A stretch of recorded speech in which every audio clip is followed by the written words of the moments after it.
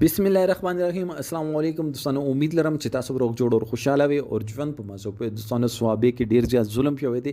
زیاتې شوی دی، بدبخت زوی خپل مور او پلار خپل دنیا خپل لاس قتل کړ، چا په وینا باندې قتل کړ، ولې قتل کړ، واجه سوا ګناه څه کړی و دوستانو دې باره کې ټول معلومات په دې ویډیو کې شریکه مو تاسو ټول معلوماتو باندې ځان خبرول غواړي مونږ ویډیو ځان سره تر اخره پورې ګوري او چې کوم ملګری مونږ په چینل باندې نوی دي هغه ته مونږ چینل مخه ځان سره سبسکرایب کی ټاله نشان دی وي تاکي مونږ راتلونکي معلوماتي ویډیو هغه ته په اسانه سره ملاوي شي دوستانو مور پلار په دې دنیا باندې واحد هستی وي چې هغه په تاسو په ترقی باندې خوشحاليږي او تاسو په غم باندې خپه کیږي دا چې تاسو سوشل میډیا فرینډز دي تاسو فرینډز دي هغه په تاسو نه په خپګان باندې خپه کیږي تاسو خوشحالي کې به تاسو سره وي تاسو خپګان کې به تاسو سره نه وي تاسو چې خې نو تاسو سره به خوي چې کله تاسو کمزوري شوي پیسو باندې کمزوري شوي سیاحت باندې کمزوري شوي نو هغه ټیم کې هغه تاسو سره اس کله باندې ویلاړ خو د مور پلار په دې دنیا کې الله پاک واحد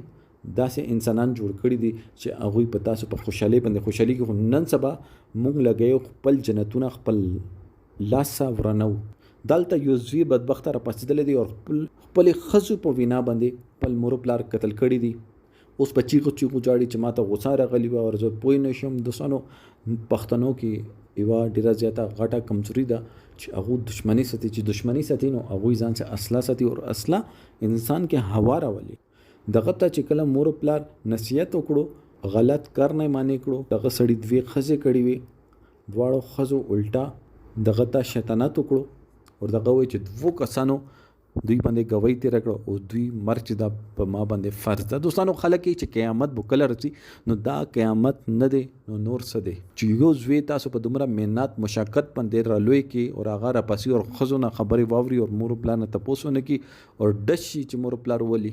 دوستانو داسې کاسته خو په چوک پانسی ورکول پکار ده چې ټولو نه غاټ جرم خطا کړی دی هغه ټیم پر تاته د جهاد اجازه نشته تا هغه ټیم پر جهاد ته نشي تلای څه ټیم پر د مور پلار جمع دی وي هغه خدمت ته جهاد ده خو نن سبا مونږ خپل جنتونه خپل لاس ورنو د خزو دی پر ورنو تاسو میانه روي سره چلیدل نشي خزه خپل حقوق دي مور پلار خپل حقوق دي تاسو نه بدوړو حقوقو ته پوس بکیږي میانه روي